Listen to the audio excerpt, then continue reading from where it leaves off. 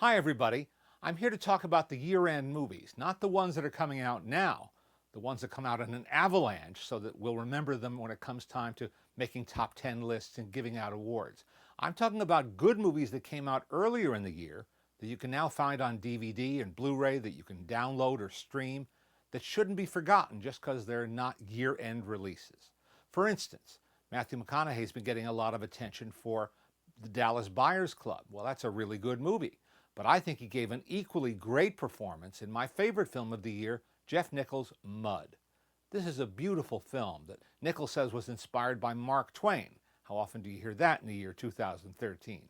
It's a beautiful story about two 12-year-old boys who live in rural Arkansas and discover a drifter on a little island in the Mississippi, and they decide to help this guy. It's a coming-of-age story, but that's too simplistic a way to describe it. Just a great piece of storytelling, wonderful piece of Americana that you shouldn't miss. Mud. Another favorite of mine came out even earlier in the year, Derek Cianfrance's The Place Beyond the Pines, starring Ryan Gosling, Bradley Cooper, and a fine supporting cast.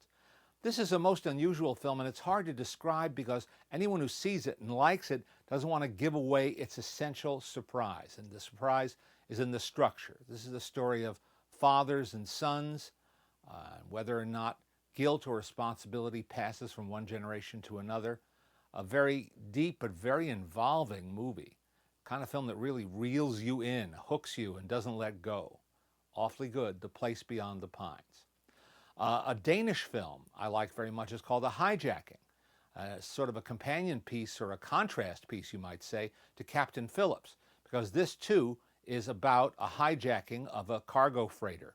Only this one takes place in two settings. One is on the freighter where these pirates hold the crew hostage, including the captain, and the other setting is the corporate headquarters of the company that owns this freighter, where the hostage negotiations take place.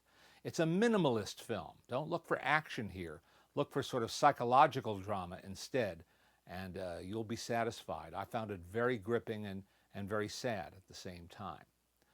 If you want to see something that isn't sad, something that'll leave you with a smile on your face and that you won't forget right away, that's The Sapphires, an absolutely delightful Australian film, the definition of a feel-good movie, based on a real story of a guy, kind of a drifter, played by Chris O'Dowd, who discovers sisters who have a singing group.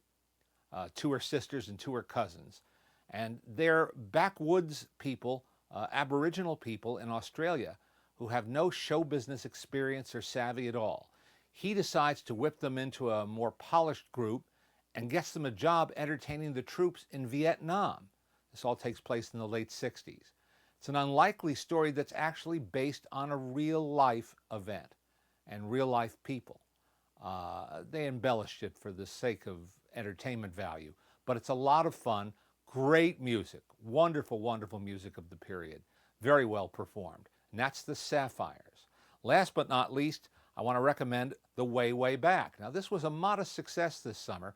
My favorite film of the summer, actually, with a great cast led by Steve Carell, Toni Collette, and especially Sam Rockwell. Many other good people in the film, too.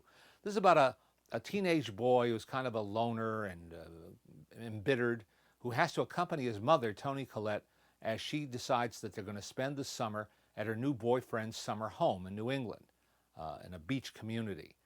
And he's miserable until he finds a kind of a surrogate father in Sam Rockwell, the carefree, happy-go-lucky manager of a woebegone water park nearby. This is just a terrific movie by Jim Rash and Nat Faxon, who co-wrote The Descendants and who co-star in the movie, and this is their directorial debut. What a satisfying movie. A comedy that isn't stupid. A comedy that doesn't talk down to its audience. That thinks a lot of its audience, in fact. I liked it enormously. Those are 5 really good movies. If you missed any of them, you've missed some of the top entertainment of 2013. I hope you'll check them out.